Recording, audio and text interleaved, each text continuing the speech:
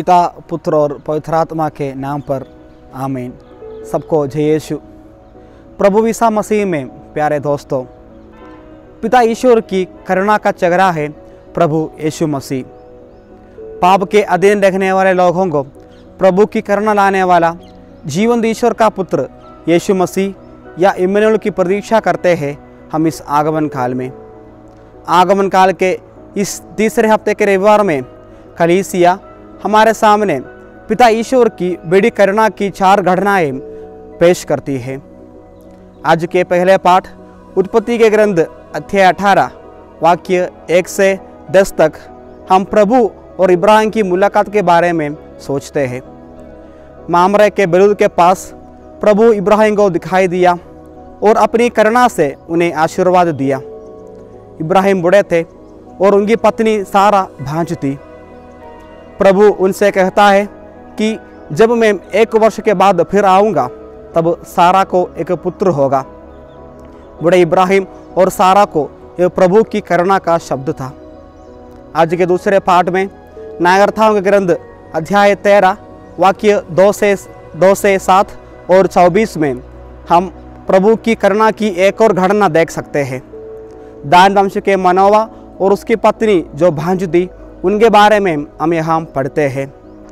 प्रभु का दूत मनोवा की पत्नी को दिखाई दिया और उन्हें प्रभु की करुणा की खुशखबरी सुनाया कि वो गर्भवती होगी और एक पुत्र को प्रसव करेगी।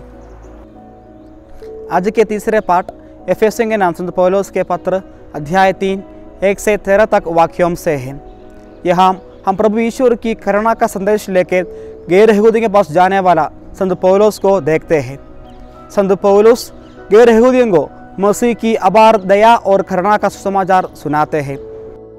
आज के सुसमाचार में संत लूकास के अनुसार सुसमाचार अध्याय 1 वाक्य 27 से 66 तक हम यूहन्ना बपतिस्मा के जन्म के बारे में पढ़ते हैं। जकरिया और एलिजबेथ को अपने बुढ़ापे में प्रभु ईश्वर की करुणा से एक पुत्र जन्म हुआ। उन्होंने उसको यूहन्ना नाम दिया, जिसका अर्थ है प्रभु ने करुणा की। जब हम इन चारों पाठों की ओर अपने नजर डालते तो हमें पता चलता है कि ये सब प्रभु की करुणा की बात कहते हैं। ईश्वर की करुणा की वजह से इब्राहिम और सारा को खुश होने का अवसर मिला। मनोवा और उसकी पत्नी आनंदित हो गए। संत पौलुस द्वारा गैर यहूदियों को मसीह का सुसमाचार का आनंद मिला और जकरिया और एलिजबेथ को समाज के सामने जो कलंक था वो दूर किया और अपने पड़ोसी के साथ आनंद मनाया।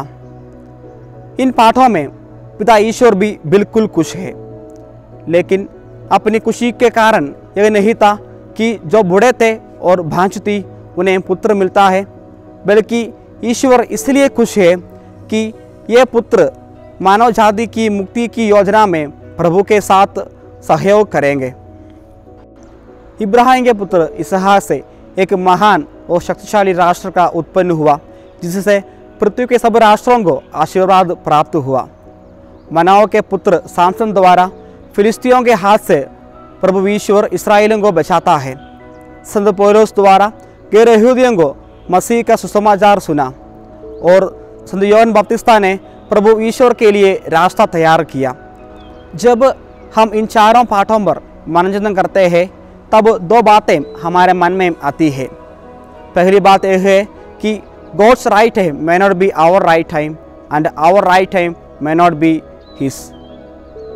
प्रभु का सही समय इब्राहिम और सारा और मनोवा और उसकी पत्नी जकरिया और एलिजबेथ को अपने बुढ़ापे में आया, जो उनका सही टाइम नहीं था।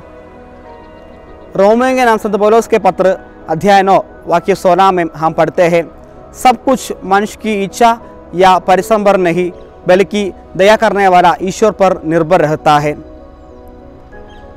दूसरी बात यह है कि जो भी कृपाएं और वरदान हमें मिला है, चाहे वे हमारे माता पिता हो, पुत्र पुत्री हो, भाई बहन हो, हमारी संपत्ति हो, हमारा टैलेंट्स हो, यह सब हमारी खुशी के लिए नहीं बल्कि दूसरों की खुशी और भलाई के लिए बांटना है।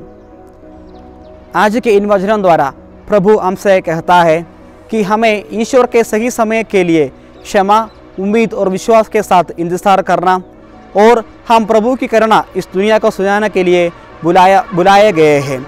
इन वरदानों के लिए हम प्रभु से विनती मांगे। प्रभु हम सबको आशीष दे। आमीन।